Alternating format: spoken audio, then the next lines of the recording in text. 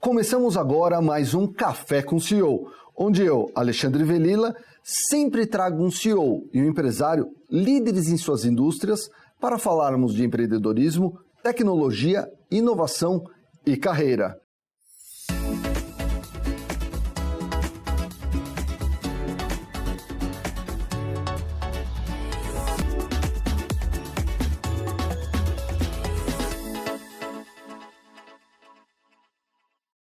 Hoje tenho o grande prazer de receber aqui o meu amigo Eduardo Marchiori, CEO da Mercer do Brasil. Eduardo, seja muito bem-vindo. Obrigado, Alexandre. Um prazer estar aqui com você hoje. Poxa, Eduardo, vamos começar quente esse bate-papo. Eduardo, você é CEO de uma empresa global, a Mercer, focada em recursos humanos, previdência, investimentos, saúde e benefícios. Conta aqui pra gente como que é liderar uma empresa desse tamanho e qual é a participação da Mercer no mercado? Bom, Alexandre, é um privilégio, a gente tem uma atuação importante, nosso propósito é fazer a diferença na carreira das pessoas, na saúde, no que a gente chama de segurança financeira, que é previdência e investimentos. Nós temos globalmente em torno de 25 mil colaboradores, estamos presentes em mais de 40 países, mas atendemos clientes em 130 países ao redor do mundo. Enfim, uma empresa global que tem também uma presença forte aqui no Brasil, atuando há mais de 35 anos. E sempre muito focada em recursos humanos. Sim, apesar da gente ter começado, o nosso negócio começou no Canadá com previdência, né, vamos dizer assim, um foco mais na parte atuarial, na parte mais quantitativa da previdência, mas a gente foi expandindo. Então, aos poucos, o grupo foi ganhando um contorno mais amplo de recursos humanos. E aí a gente, de fato, hoje tem, acho que uma presença muito forte em tudo que a gente pode chamar aqui de política de remuneração, fazer assessments, desenho organizacional, cultura e a parte toda de plano de saúde, apoiar, que é um tema agora realmente muito presente, né, dada toda a pandemia. A gente dá suporte nos assuntos de previdência. E um tema que é muito interessante, que é ao redor do mundo, nós somos o maior gestor de gestores e é uma área que a gente cresce muito e a gente pretende no Brasil passar a atuar em algum momento aqui, não só na parte consultiva, mas também fazer esse papel mais amplo em investimentos. Eduardo, você vem de uma carreira de muito sucesso no mercado corporativo. Passaram por você Itaú, Unibanco, Prever. Conta aqui para a nossa audiência como que foi essa carreira de tanto sucesso até você chegar na posição de número 1 da Mercer do Brasil. Acho que ao longo da carreira a gente vai acumulando experiências, né? Então isso vai te tornando, vai dando uma visão diferente, trabalha com chefes diferentes, trabalha com culturas diferentes. Eu tive a sorte de trabalhar de fato em empresas que me proporcionaram muito aprendizado e a felicidade de trabalhar em projetos diferentes. Trabalhei em marketing, trabalhei em finanças, na parte de investimentos imobiliários. Depois, isso tudo dentro do Unibanco, que na época ainda nem tinha se juntado ao Itaú, né? O banco tinha um programa também de patrocínio de alguns poucos colaboradores para estudar no exterior, então também foi um privilégio participar disso, acabou abrindo ainda mais a cabeça, ver outros universos. E aí, em 2012, recebeu o convite para ir para o grupo Marsh McLennan, que é uma operação também bastante grande, da qual a Mercer faz parte. É um grupo listado na Bolsa, com aproximadamente 17 bilhões de receitas anuais, e que tem, além da atuação da Mercer voltada para recursos humanos, previdência, investimentos e saúde, a Marsh, que é a maior corretora de seguros global, a Guy Carpenter, que é uma corretora de resseguros, e a Oliver Wyman, que é uma consultoria de estratégia. Então a gente tem a felicidade hoje, com os meus pares aqui, poder oferecer aos nossos clientes uma solução muito, assim, robusta, do ponto de vista de pessoas, riscos e estratégia. Liderando uma empresa tão global e que no Brasil é tão relevante e que impacta tantos colaboradores, Eduardo, quais são os seus sonhos e qual é o seu propósito de vida que te motiva dia a dia? Essa é uma pergunta boa, pessoal, né? Eu tenho 3 grandes, vetores aqui. O primeiro é pessoas, Então eu sei que tem alguns colegas, inclusive estudaram comigo fora nessa cidade bonita aqui de Nova York, que atuam como trader, né? Então eles entram ali, trabalham numa mesa de operação, são mais, vamos dizer assim, o trabalho mais solitário, né? Mas se realizam com isso, não é o meu caso. Então eu me alimento de pessoas, eu aprendo com as pessoas, então o que me motiva é estar com elas e construir as coisas em conjunto. A segunda coisa, segundo aspecto que também me atrai muito são desafios. Então acho que a gente gosta de deixar um legado, né? Enfim, sejam eles de uma natureza de reestruturar uma operação para que ela fique mais saudável, ou produzir um crescimento diferenciado, que realmente tem um case que a gente possa, enfim, com o tempo fazer a diferença. E eu acho que o último é trabalhar em algo que você acredite, né? No ambiente que você gosta. Então, acho que essa combinação de trabalhar com pessoas, de tentar deixar um legado num ambiente que condiz com os teus valores é o que me motiva. Aí o outro tema que você falou de sonhos, acho que são projetos. Eu tenho, enfim, muita vontade de atuar em conselhos também e no terceiro setor. E eu acho que, enfim, são coisas que eu estou devagarzinho construindo aqui e me capacitando para isso. Interessante. Pessoal, olha o que o Eduardo traz para a gente. A humildade em aprender com as pessoas. Nessa fase de carreira em que ele é CEO, presidente de uma grande corporação, ele tem esse senso de humildade em usar como inspiração o aprendizado com as pessoas. Muito bacana, né? Edu, vamos mudar um pouquinho o assunto e trazer a pandemia aqui como pano de fundo. Esse movimento tão ruim que já começou, estamos há 1 ano vivendo ele. E você, como a pandemia tem impactado a sua liderança e o que você tem percebido através da Mercer nos seus clientes, o quanto a pandemia tem afetado, inclusive, a saúde mental dos colaboradores?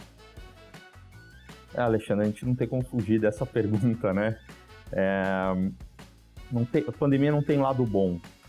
Não dá para dizer que tem um lado bom, mas tem aprendizados e tem oportunidades, eu diria. E eu acho que o momento é de empatia, né? Então a gente podia falar de colaboradores, mas a Alê se perguntou de clientes. Então a primeira coisa é estar muito próximo, né? Então o que a gente fez desde que nós percebemos que a crise ia realmente prevalecer, e aqui o fato de ser uma multinacional, a gente tinha muita informação de como as coisas estavam andando na China, foi se mobilizar rapidamente para focar no cliente. E aí passou por uma série de iniciativas. Primeiro, criar conselhos de clientes. Então a gente ouve muito o que está acontecendo, porque você precisa se ajustar rápido, né? Segundo, fazer bastante pesquisa, porque eu acho que também os clientes estão carentes de informação, o que os pares estão fazendo, né? E terceiro, criar simbolismos, que isso é um mantra. Então, algumas coisas que são simples, mas que a gente fez. Todas as minhas reuniões começam com o cliente. Então, o comitê executivo da Mercer, a gente traz ou um CEO, ou um CHRO, às vezes até um CFO, para contar um pouco como as coisas estão andando. E a gente aprende muito, né? E além de aprender nessa oportunidade, a gente pede feedback. E os feedbacks são muito construtivos. Então, um pouco do que você estava aprendendo, né? Esse mindset de crescimento, eu acho que se a gente conseguir criar essa cultura organizacional para isso, é um legado importante, de estar muito próximo, de estar o tempo inteiro aprendendo, respondendo rápido. Então, do ponto de vista de cliente, isso foi o que fez com que, com toda a dificuldade, no ano passado o Brasil fosse o terceiro melhor resultado de superação de metas de mais de 40 países que a Mercer atua. Parabéns! Poxa, remarkable, né? Como a gente diria. E vocês viram que o Eduardo traz à tona o foco no cliente e aquele poder de adaptabilidade. A gente tem sempre que estar muito conectado com o cliente e se adaptar muito rapidamente, porque dessa forma, tal como a Mercer, a gente consegue trazer resultados extraordinários. Eduardo, a Mercer tem uma pesquisa que é o Estudo de Tendências Globais de Talentos. Quais são as tendências de carreira para 2021? 2021 e para frente, né? Esse estudo é muito bacana, o Global Talent Trends, ele ajuda a refletir e acho que é um dos grandes desafios, né? A gente é muito absorvido pelo curto prazo na pandemia, mas é bom esse balanço, né? Curto prazo e longo prazo. Então, tem 4 aqui principais, eu diria, lições. A primeira é esse foco no futuro, e eu acho que de forma mais ampla, as empresas partindo para um capitalismo multi-stakeholder, né? Então, ótimo dar resultado para o shareholder, mas se não tiver uma política sustentável, olhar o meio ambiente, as comunidades, os colaboradores, a coisa não se sustenta, e acho que o grande desafio hoje da gestão é a perenidade, a sustentabilidade, né? Então, esse é um tema muito importante e que traz, reflexões profundas, e a gente sente nos nossos clientes hoje muitas demandas para que as companhias passem a incorporar métricas, políticas de remuneração ajustadas a essa visão mais sustentável, né? Está vindo uma geração ESG aí pela frente e a gente tem que ver isso com bons olhos, né? Acho que esse é o primeiro tema. O segundo é requalificação. Então a gente fala muito, né, do futuro do trabalho, que alguns empregos que são mais repetitivos podem ser eventualmente substituídos por máquina, né? Mas a grande maioria vai ser ressignificada. E aqui acho que é um papel importante dos líderes e de todas as áreas de dar oportunidade para as pessoas crescerem, né? Ganhar novos skills, aprenderem coisas novas, porque os teus bons profissionais, eles já têm a atitude correta, né? Já foram treinados, né? Eles já se mostraram flexíveis. Estão performando e querem ter oportunidade, eventualmente, de fazer coisas que, inclusive, vão ter mais valor agregado. Então, essa visão da companhia de ter uma preocupação, que, inclusive, conversa muito com esse capitalismo multi-stakeholder, é fundamental, né? Aí vem o terceiro pedaço, que é o uso de analytics, né? O uso de inteligência artificial e todas essas tecnologias para ganhar eficiência e gerar valor. E o quarto, que eu acho fundamental, até fazendo a ler aqui um pouco de conexão com a pergunta anterior, né, é a experiência do colaborador, né? Acho que a gente tem que ter essa empatia. Diria que o marketing evoluiu em cluster, né, no passado, média experiência, etc. E acho que isso está acontecendo agora com a área de recursos humanos, que precisa proporcionar uma jornada. Na competição por talento, né, as pessoas escolhem onde vão trabalhar, por que vão trabalhar naquela companhia todos os dias. Então, acho que ter essa empatia, entender essa jornada, o colaborador quase como um cliente, porque ele que cuida dos clientes, ou ela que cuida dos clientes, é fundamental e vai levar, as organizações a conseguirem atrair talentos quanto mais elas tiverem essa visão, que ainda está mais forte nesse momento de pandemia. Home office, com essa nova forma de trabalho à distância, você entende que vai impactar o mundo de trabalho e como já está impactando e qual é o futuro do próprio home office? Olha, Lea, impacta a vida de todo mundo, né? Eu estava conversando com você hoje de manhã, o meu home office começou com a minha filha me chamando a atenção, que é a internet, né? E eu sou o helpdesk de casa. Então a gente está, aprendendo aqui a viver nesse novo normal aí, se é que essa é a melhor expressão.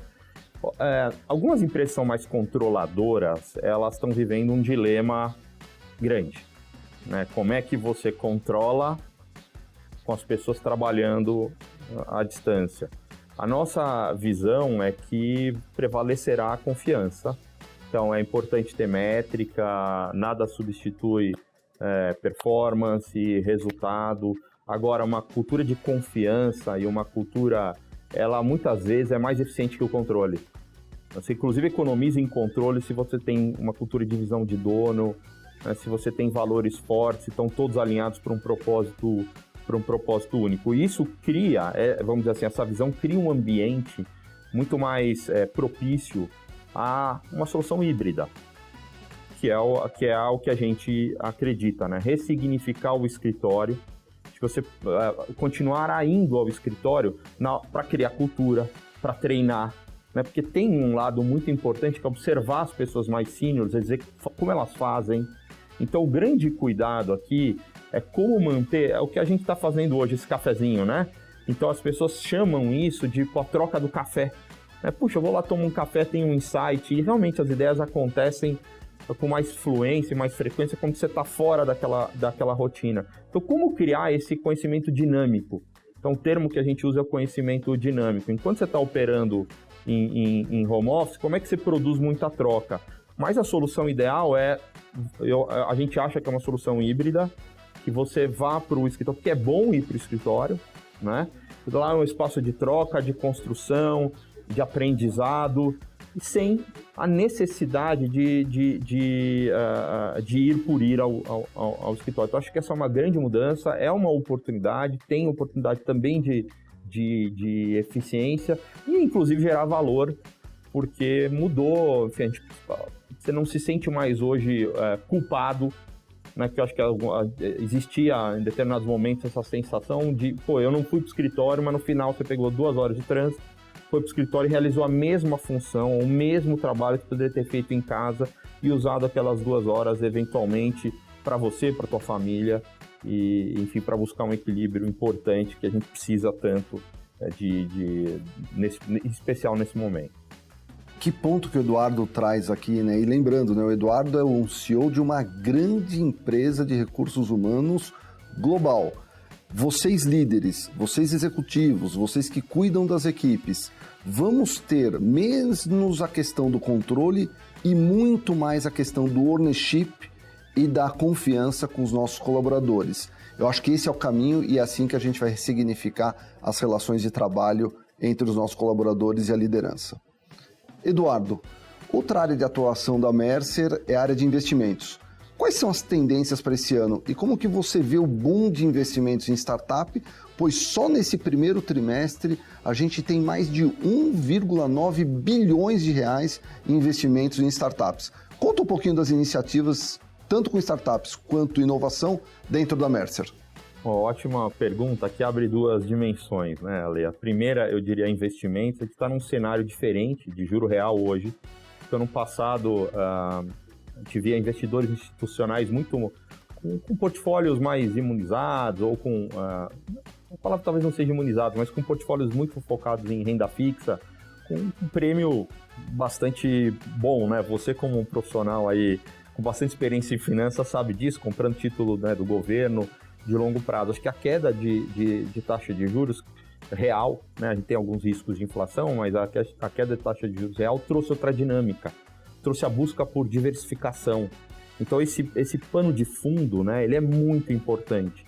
E aí traz para a gente na área de investimentos essa visão, enfim, da necessidade de aconselhar clientes em um portfólio mais diversificado, né? Que passa, por exemplo, pela parte offshore, que tem o seu valor num portfólio aí, enfim, para buscar retornos mais equilibrados. E aí vem outras classes de ativos, né? Então passa a ter, por exemplo, venture capital, private equity, né? Outros tipos de investimentos. E o Brasil é um país criativo, né?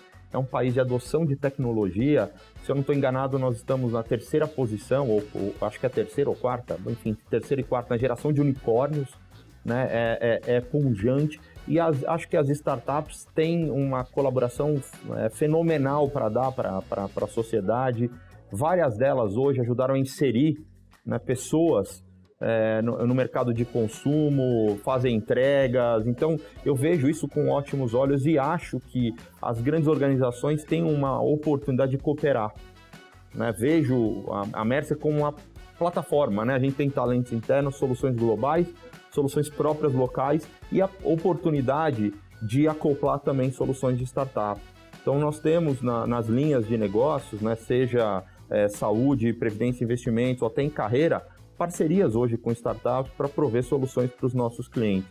E a gente fez também um outro passo, a gente criou um segmento de startups que tem as suas necessidades diferentes, né? Uma grande organização tem governança, tem conselho, a startup ela exige uma metodologia ágil, né? Ela busca uma forma de criar partnerships, né? Ela quer saber como remunera os sócios Só que ela consegue fazer isso com todo mundo numa mesa, com uma solução mais rápida de curto prazo. Então a gente se adaptou também, e é um dos segmentos que mais cresce hoje na Mercer, o segmento de startup com diversas soluções adaptadas a essa realidade. Você me comentou anteriormente, quando a gente estava batendo um bate-papo antes, né, do Café com o CEO, que você tem uma iniciativa muito bacana de inovação dentro da Mercer. Divide com a gente aqui. Essa é uma das, acho que foi uma das grandes estrelas aí do ano passado, e é um pouco daquilo que a gente está falando de velocidade de pivotar, né? Entender a necessidade do mercado e conseguir se adaptar. Nós temos uma solução global, que chama Metal, que é uma plataforma que permite monitorar por inteligência artificial comportamento. Então, se você está na câmera olhando um outro celular, se tem alguém atrás, uma série de coisas. Isso era feito, começou na Índia, né, para fazer testes, assessments de candidatos, grandes recrutamentos e provas, etc. E a gente viu aqui uma necessidade dos vestibulares. Então a gente começou, de novo, aquele foco em indústria, conhecer profundamente o cliente, conversar, como é que as universidades iriam realizar as suas provas na pandemia, de forma remota, certo? Com segurança. Porque se você deixa... Vamos sempre pensar no bem maior, né? Se o teu processo de seleção não é rigoroso, uma pessoa cola e passa, como fica a imagem dessa universidade e que valores nós estamos criando? E a gente conseguiu emparcerar com essas faculdades. Eu me atrevo aqui a dizer que em torno de 80% a 90% das principais faculdades hoje do Brasil usam a nossa solução na realização das suas provas. Então a gente viabilizou a grande maioria dos principais vestibulares das maiores universidades do Brasil com a nossa solução, e a gente continua aprendendo, porque é um mercado sofisticado e trouxe uma nova oportunidade de crescimento para a Mercer. Então, acho que esse tipo de postura, né, ouvir, retroalimentar, e a gente trouxe dentro desse espírito, também naquelas reuniões, vários desses reitores para contar como tem sido e retroalimentar a experiência. Então, essa é uma área que é um negócio, por exemplo, de educação, que surgiu através de um skill que a gente tinha no passado de uma tecnologia de carreira, né? Então, é muito interessante esse case, eu me orgulho bastante. O pessoal lá de casa com certeza deve estar se perguntando: Eduardo, nos dê 3 dicas de como eu posso ter uma carreira de sucesso. Eduardo, então eu te pergunto, por favor, compartilhe aqui com a nossa audiência 3 dicas para a nossa audiência melhor trafegar nesse mundo tão complexo, tão digital e cheio de desafios. Bom, Alexandre, falando um pouco mais para a tua audiência, eu diria que as 3 dicas aqui, a primeira, cerque-se de pessoas boas. No começo da carreira, procure observar muito os teus chefes, né, o que eles fazem e aprender com eles. Conforme você vai crescendo, coopere muito com pares e lá na frente forme equipes que cujas pessoas sejam brilhantes e possam te jogar para cima. A segunda coisa procure ao longo da tua carreira ganhar novos skills. Então engaje-se em projetos. Se você está dentro de uma organização, trabalhe em projetos diferentes, né? Procure trafegar em áreas, porque eu acho que essa visão generalista ela é muito importante, né? E a última faça o que você gosta e siga o seu instinto. Porque, enfim, quando você faz o que você gosta, né, essa energia positiva contagia, transcende, você acaba atraindo coisas boas e vai com certeza ter muito mais chance de sucesso do que quando você trabalha em algo que você não gosta, os seus valores não estão afinados com o que você faz. Exatamente isso, né, Eduardo? Quão importante a pessoa tá contagiada com o dia a dia dela, com a trajetória que ela está passando, né? E ela se retroalimentar das pessoas que o cercam com conhecimento, com motivação e também assumindo novos desafios.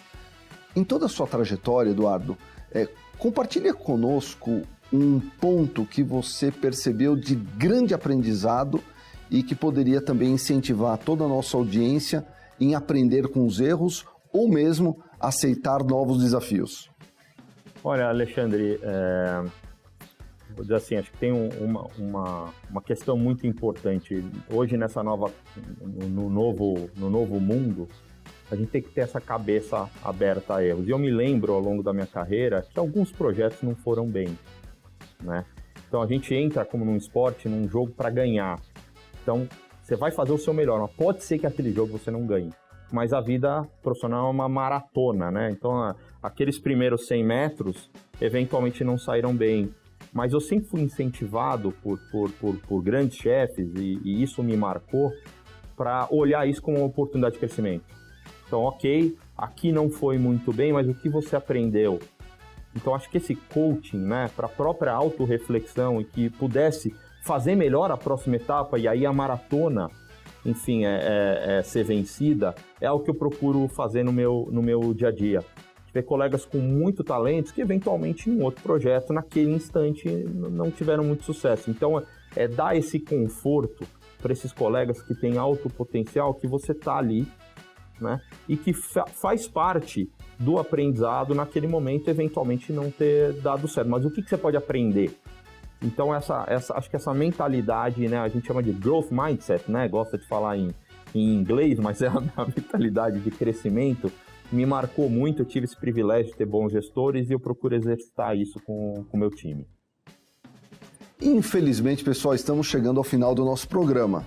Mas antes disso, vamos ouvir o Eduardo numa mensagem final para você que está em casa. Bom, a mensagem final aqui nesse momento, é muita empatia.